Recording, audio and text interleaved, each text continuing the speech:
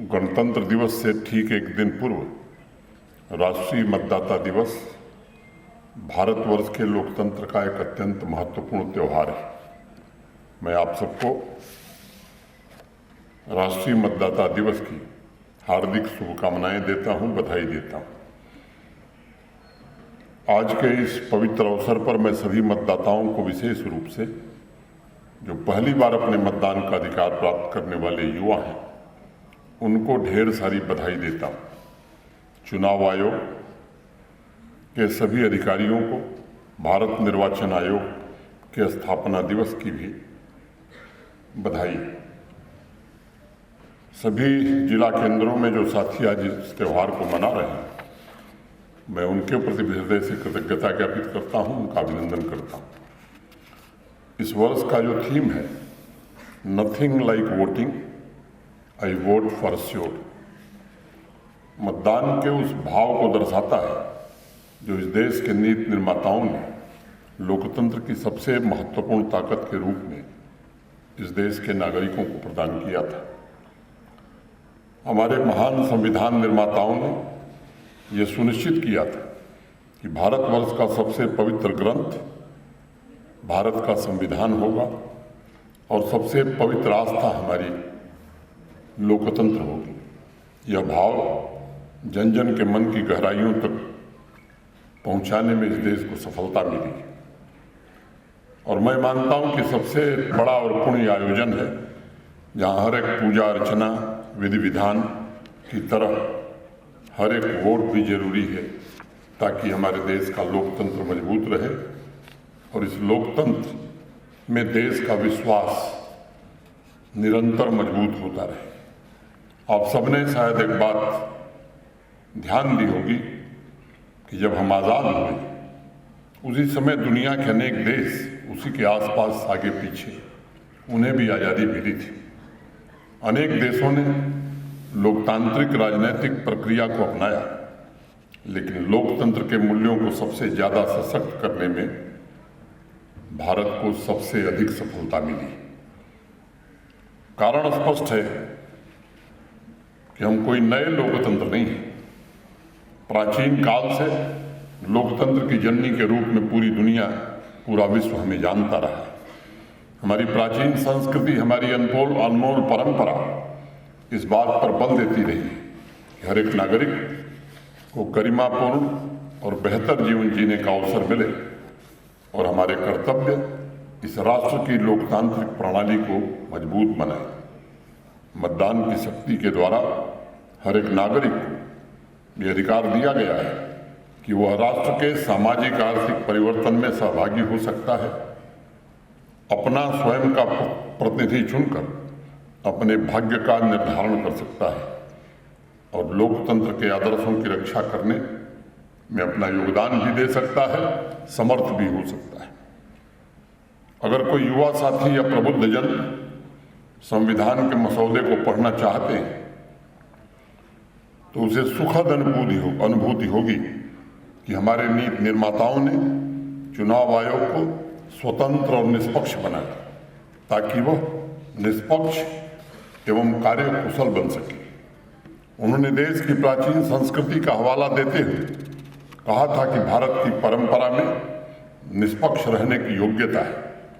स्वतंत्र, निष्पक्ष और सहभागी चुनावों के कुशल संचालन द्वारा ही भारतवर्ष का लोकतंत्र कई मायनों में दुनिया का सबसे जीवंत लोकतंत्र माना गया है। संविधान सभा में जब इलेक्शन कमीशन के प्रारंभिक स्वरूप पर चर्चा हो रही थी तब डॉक्टर भीमराव अंबेडकर बाबा साहब ने कहा था कि मताधिकार ही जनतंत्र का आधार स्तंभ है और अगर किसी को भी इस अधिकार से वंचित रखा गया तो वह लोकतंत्र के मूल चरित्र पर आघात होगा। बाबा साहब का मानना था कि इलेक्शन कमीशन का एक ऐसा स्वरूप बने जो निर्वाचक पदाधिकारियों को निर्देश एवं अधिकार दे ताकि भारत के किसी भी नागरिक के प्रति अन्याय न हो सके और उसे संविधान द्वारा प्रदत्त कानून के अधीन पंजीकरण, इनरोलमेंट तथा मतदान दोनों का अधिकार प्राप्त हो। संविधान के अनुच्छेद 324 के द्वारा भारत निर्वाचन आयोग इलेक्शन कमीशन को संसद, प्रत्येक राज्य के विधानमंडल के सभी चुनाव, राष्ट्रपति, उपराष्ट्रपति के चुनाव के लिए मतदाता सूची तैयार करने के निर्देशन और नियंत्रण की शक्तियां दी गई हैं और ऐसे महत्वपूर्ण संस्था को संवैधानिक संस्था का दर्जा दिया गया है, जिसकी जिम्मेदारियां एवं कार्यकुशलता स्वस्थ लोकतंत्र की प्रतीक है। जम्मू कश्मीर के संबंध में श्री पांडुरंग पोले ने कुछ बातें बताई। इस जम्मू कश्मीर में मतदाता सूचियों का पुनरीक्षण किया गया है। कुल मतदाता 86,93,000 हैं, जिसमें 44,35,000 पुरुष और 42,58,000 महिलाएं शामिल हैं। आपने देखा ट्रांसजेंडर को भी मतदान का अधिकार दिया गया है, उन्हें भी पंजीकृत किया गया है। अभी हाल में समाप्त हुए स्पेशल समरी रोल में 2,31,000 नए मतदाता पंजीकृत किए गए। 1 जनवरी के अलावा चीफ इलेक्टोरल ऑफिस ने 3 अन्य तिथियां 1 अप्रैल, 1 जुलाई और 1 अक्टूबर निर्धारित की हैं, जब 18 वर्ष की उम्र पूरी करने के बाद युवा मतदान के लिए अपना पंजीकरण करा सकते हैं। मैं आज जम्मू कश्मीर के सभी युवाओं से अपील करता हूं कि 1 अप्रैल से पहले जो लोग 18 वर्ष के हो रहे हैं वो अपना पंजीकरण अवश्य कराएं और जब चुनाव हो तो अपने मतदान का जरूर प्रयोग करें। एक और बात मुझे कहनी, इस सभागार में कितने लोग हैं जिन्होंने अभी तक पंजीकरण कराया है? जरा हाथ उठाएंगे। जिन्होंने कराया है, नहीं वालों को मैं नहीं पूछ रहा, जिन्होंने पंजीकरण कराया है। अब पोले साहब देख लीजिए, अभी गुंजाइश यही बहुत है। मैंने भी अभी तक नहीं कराया, इसलिए मैंने हाथ नहीं उठाया। तो पहला अगर पोले साहब कल 26 जनवरी बीत जाए तो मुझे भी बुला लीजिए, मैं पंजीकरण अपना यहीं जम्मू में मतदाता सूची में कराता हूँ। और जो लोग सभागार में, उनसे मैं निवेदन करता हूँ कि दूसरे को हम कुछ कह तभी सकते हैं जब खुद अपना पंजीकरण करा लें। और हमारे यहाँ बड़ी पुरानी कहावत है कि परिवर्तन जो शब्द है वो प्रथम पुरुष एक वचन का है, फर्स्ट पर्सन सिंगुलर नंबर आई। तो भाषण से तो परिवर्तन होगा नहीं। तो मैं ये कह रहा हूँ 27 को दफ्तर खुला, 27 को मैं पंजीकरण जरूर कराऊंगा। जो लोग यहाँ हैं सभागार में, उनसे मैं निवेदन करता हूँ कि अगर कार्यक्रम की सफलता की कामना आप करते हैं तो मेरा सबसे आग्रह होगा कि पहला पंजीकरण हम आने वाले 1 सप्ताह में सब लोग करावें। ये मेरा आप सबसे निवेदन होगा। मैं हेड ऑफिस तथा फील्ड में काम कर रहे सभी अधिकारियों और कर्मियों को भी बधाई देता हूं, जो पूरे समर्पण भाव से समाज में जागरूकता पैदा कर रहे हैं, पंजीकरण की प्रक्रिया पूरी कर रहे हैं और ईवीएम के बारे में भी लोगों तक जानकारी पहुंचा रहे हैं और उसका बाकायदा डिमॉन्स्ट्रेशन भी कर रहे हैं। मुझे बताया गया है कि आज भी गांव-गांव में मोबाइल वैन के द्वारा जन जागरूकता का अभियान चलाया जा रहा है। पंजीकरण की प्रक्रिया को सुविधाजनक और सरल बनाया गया। सभी मेहनत कशकर्मी लोगों के घर तक पहुंच रहे हैं। इसके पीछे सबसे बड़ा उद्देश्य है कि सभी मतदाता यानी 100% मतदाता चुनावी प्रक्रिया में भाग लेकर भारतवर्ष के लोकतंत्र को भी मजबूत बनाने और भाग्य को भी बेहतर बनाने में अपना योगदान दें। चुनाव का मतलब सिर्फ वर्तमान नहीं, बल्कि समाज के भविष्य, भावी पीढ़ी और राष्ट्र के लोकतंत्र को मजबूत बनाने का ये महायज्ञ है। हम सभी का पहला कर्तव्य है कि संविधान के मूल्यों को मजबूत किया जाए। जिस समतावादी, समावेशी भारत के निर्माण का संकल्प हमारे स्वतंत्रता सेनानियों ने, हमारे नीति निर्माताओं ने लिया था, उसकी सिद्धि के लिए एक होकर मिलजुल कर काम करना ये हम सबका दायित्व है।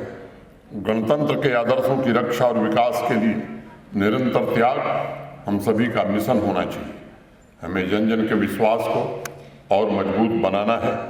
हमें न्याय संगत तरीके से राष्ट्र के सहभागी शासन में सहयोग देना है और लोगों को प्रोत्साहित भी करना है ताकि वो अपने मौलिक अधिकार का प्रयोग कर सकें।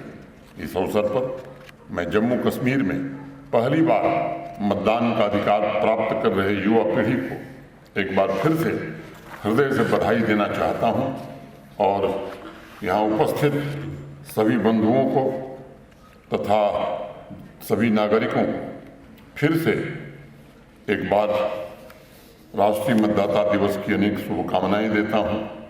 आप सबको मालूम है कि आने वाले दिनों में यहाँ भी लोकसभा, विधानसभा और राजनीति में सक्रिय लोग बैठने से मुझे ये बात कहनी जरूरी है, और पंचायती राज, ये तीनों चुनाव होने वाले।